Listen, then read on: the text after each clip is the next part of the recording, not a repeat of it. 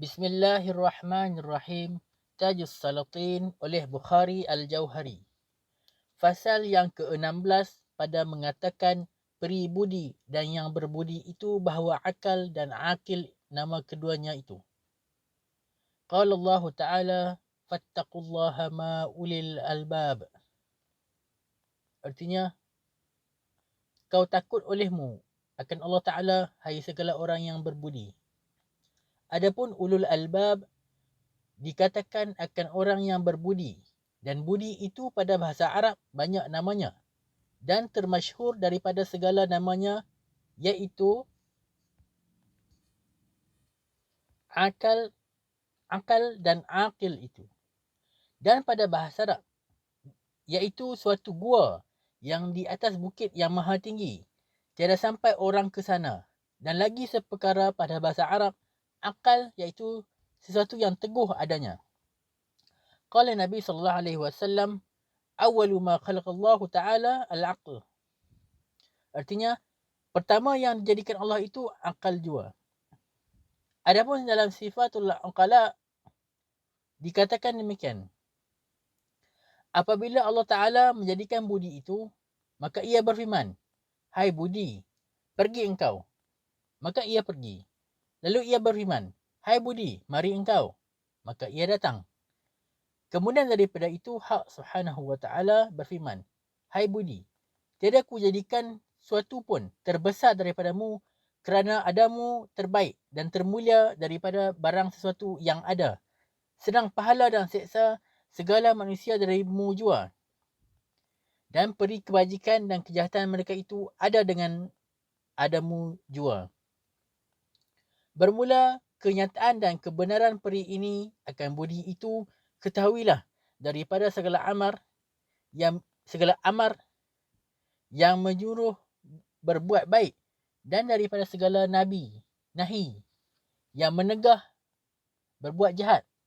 Kerana yang disuruh dan ditegah itu daripada sebab budi jua yang bertentukan bahagia dan atau celaka segala manusia, dan menandai segala manusia yang berbahagia dan bercelaka. Kerana budi itu ada beza pada antara manusia dan binatang. Rubai. Budi sungguh yang menunjuk insan. Insan itulah yang budiman. Haiwanlah orang yang bukan berbudi. Rupanya insan dan adanya haiwan. Adapun dalam kitab Sifatul Aql, dikatakan beza pada antara segala orang yang berbudi dengan orang yang tiada berbudi itu 7 perkara tandanya. Maka barang siapa yang mendengar segala tanda itu, harus ia ingatkan daripada segala tandanya itu, supaya dapat mengenal orang yang berbudi daripada orang yang tiada berbudi. Tanda yang pertama, barang siapa berbuat jahat pada orang yang berbudi itu, maka dibalasnya dengan perbuatan baik jua, dari kerana mengampun kejahatannya itu. Maka tanda berbudi orang yang demikian itulah. Tanda yang kedua, merendahkan dirinya pada segala orang yang kurang martabat daripadanya, dan bermulia daripada nyawanya segala orang yang lebih daripadanya. Tanda yang ketiga, diusahakannya dengan sangat pada segala pekerjaan yang baik, dan pada segala perbuatan yang terpuji itu dengan disegerakan. Tanda yang keempat, dibencikannya pada segala pekerjaan yang keji dan segala orang yang jahat. Tanda yang kelima, sentiasa menyebut nama Allah Subhanahu wa Ta'ala dan memohonkan ampun akan segala salahnya, dan mengingatkan maut dan kubur itu jua. Tanda yang keenam, katakan barang yang dikatanya itu dengan tentunya dan tahunya, dan pada tempatnya dan ketikanya. Tanda yang ketujuh, dalam sekalian kesukaran itu bergantung ia akan kurnia Allah Ta'ala dan meminta tolong daripadanya, dari kerana Tuhan itu amat mengasihani adanya. Adapun akan orang yang kurang berbudi itu pun 7 perkara jua tandanya. Yang pertama, ia menganiaya atas segala orang yang di bawah hukumnya itu. Tanda yang kedua, membesarkan dirinya daripada segala orang sekalian dan melihat mudah kepada segala orang yang kecil. Tanda yang ketiga, barang yang dikatanya itu tiada dengan adab. Tanda yang keempat, tiada melarangkan orang yang bersalah daripada salahnya dan tiada bencikan salahnya itu. Tanda yang kelima, mengasihkan segala perbuatan yang salah dan mengasihkan segala orang yang jahat dan tiada sembahyang dan tiada puasa dan barang sebagainya. Tanda yang keenam, akan segala pekerjaan yang baik itu diperlambatkannya dan akan pekerjaan yang jahat itu disegerakannya. Tanda yang ketujuh, apabila datang sesuatu kesukaran alam ini, maka tiada disabarkan dan kerana itu membinasakan dirinya. Adapun dalam kitab Sifatul Uqala wal Aqil, dikatakan dalam alam ini, tiada terlebih baik taulan dan teman kepada seseorang manusia daripada keadaan budi itu. Dan peri budi itulah yang dikatakan ni'mat rafiq. Ni'mat rafiq. Itu kerana jikalau sakit kamu, ialah yang mengubat kamu. Dan jikalau jatuh kamu, ialah yang membangkitkan kamu. Dan jikalau hina kamu, ialah yang memuliakan kamu. Dan tiadalah taulan dan teman yang terbaik daripada budi itu. Kerana tanda kebajikan dunia dan akhirat. Budi itu ada akan seseorang manusia. Adapun dalam kitab Sifatul Uqala, dikata, peri orang yang berbudi itu bahawa ia mengusahakan akan membicarakan kesudahan segala perbuatan dan perkataan dan mengingatkan dirinya dengan kira-kira yang patut dan tidak melupa kerjanya dalam segala hal. Bermula cerita daripada hadrat Nabi SAW bahawa Allah Subhanahu Wa Taala akan hamba-Nya itu bagai-bagai ni anugerahkannya daripada segala anugerah itu. Tiada terbaik dan termulia daripada budi, amar dan keadaan budi. Bermula kata segala hakim bahawa tiada orang yang berbudi itu terbaik daripada sembahyang orang yang tiada berbudi. Bermula Abdullah ibn Mubarak berkata, budi itu yang mengajarkan alim jua. Dan orang yang berbudi, orang itulah yang mengerjakan ilmu. Dan ilmu itulah yang tahu apa harus yang diperbuat. Tetapi budi itulah yang tahu oleh siapa. Dan apabila harus diperbuat itu, supaya tiadalah sia-sia adanya.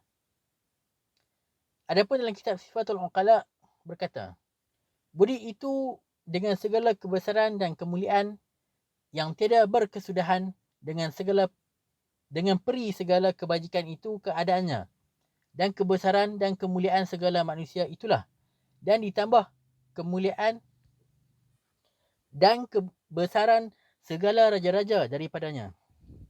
Maka kerana itulah terlebih halus akan segala raja-raja itu memeliharakan adanya, kerana ada suatu syarat kerajaan itu keadaannya budi itulah.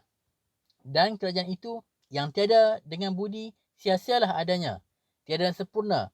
Dan hendaklah yang raja itu terlebih budinya daripada segala orang yang lain, supaya dapat ia menghukumkan dengan kebenaran pada antara segala orang dan mengerjakan pekerjaan segala orang, kerana barang siapa yang ada daripada segala orang yang mengerjakan pekerjaan sendiri jua. Tetapi raja itu mengerjakan pekerjaan sekalian manusia.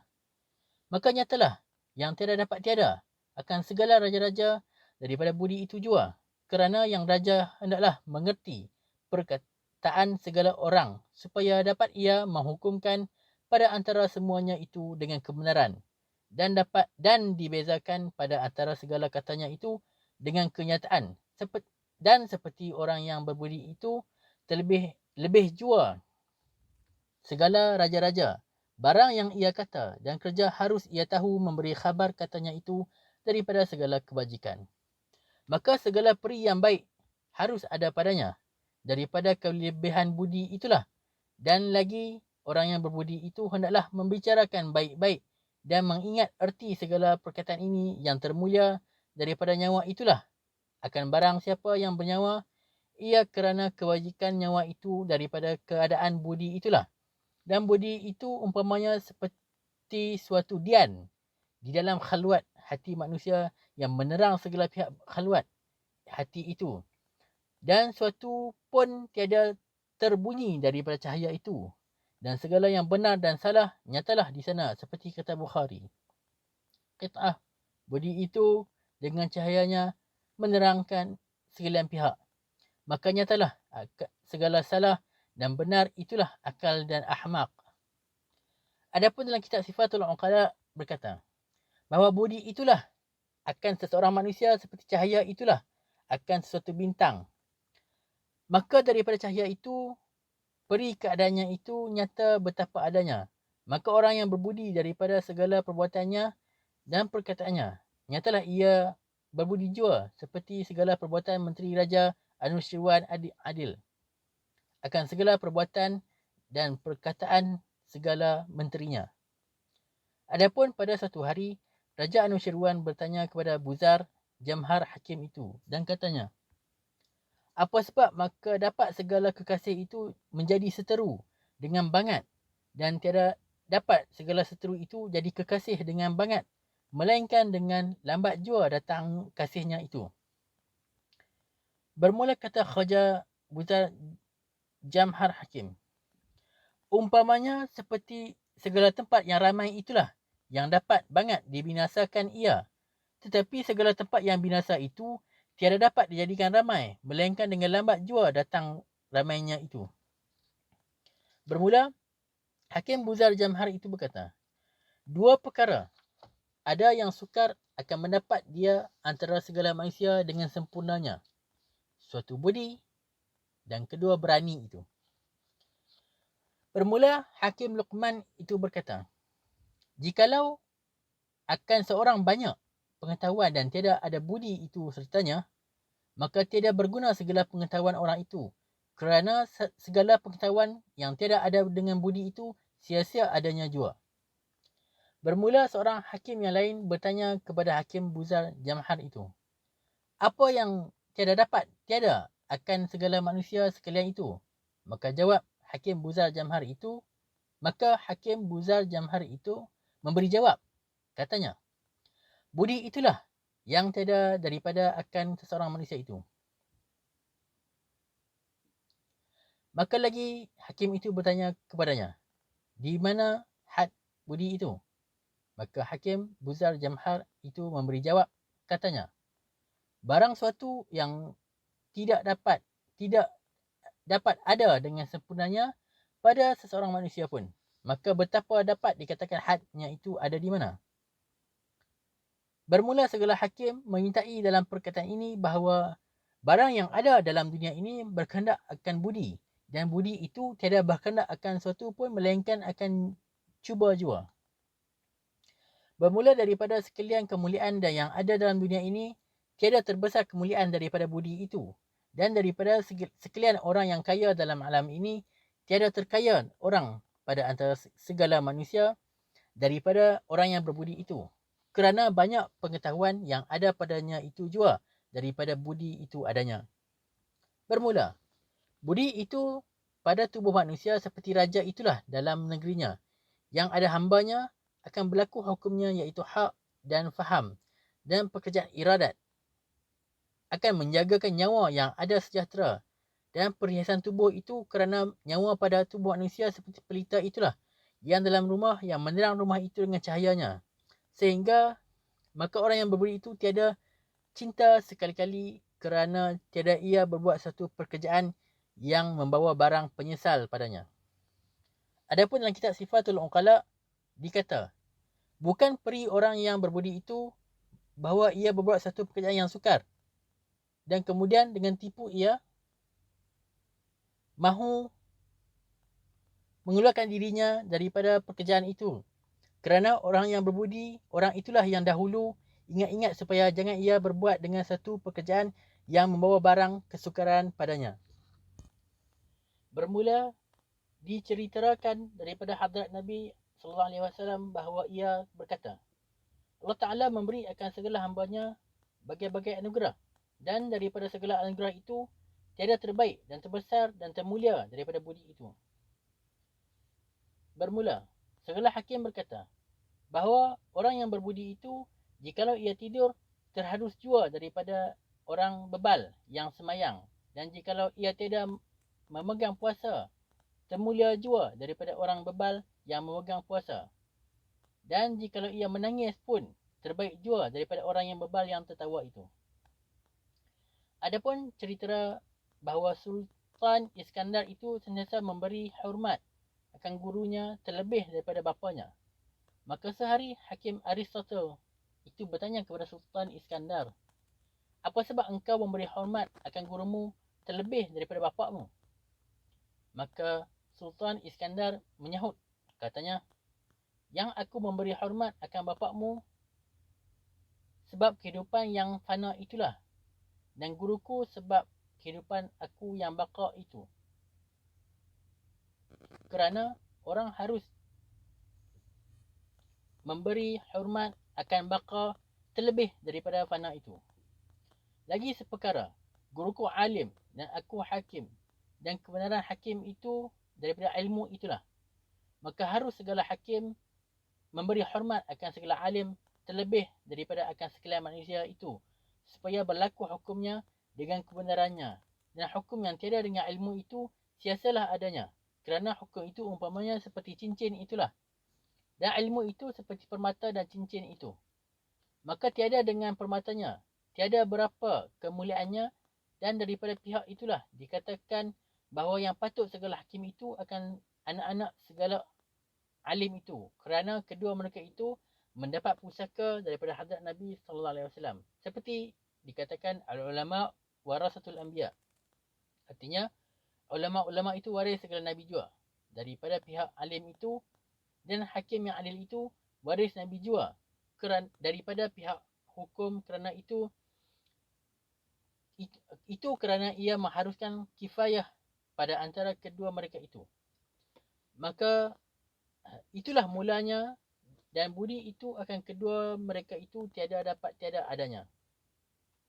Adapun dalam kitab Sifatul Aql wal Aqil dikata, wujud manusia itu adalah seperti suatu negeri jua yang makmur, dan raja negeri itu budi itulah, dan menteri itu mesyuarat itu, dan pesuruhnya itu lidah, dan suratnya katanya itu. Maka daripada pihak kelakuan pesuruh dan daripada peri katanya itu, nyatalah peri rajanya itu, dan kebajikan kerajaannya seperti berkata Bukhari. Masnawi, dengarlah olehmu hai yang budiman, budi itulah sungguh pohon ihsan, kerana ihsan itu peri budilah, jika lain maka lainlah jadilah. Orang yang berbudi itu kayalah, yang bukan berbudi itu papalah. Jikalau ku dapat harta alam dan budi kurang padamu di sini, bahawa kasihan jua namamu, dan segala kasihan pun adamu. Jikalau kamu malu menjadi kaya, mintalah budi bagimu cahaya. Hai Tuhanku, Bukhari yang biasa, minta selamat budi sentiasa.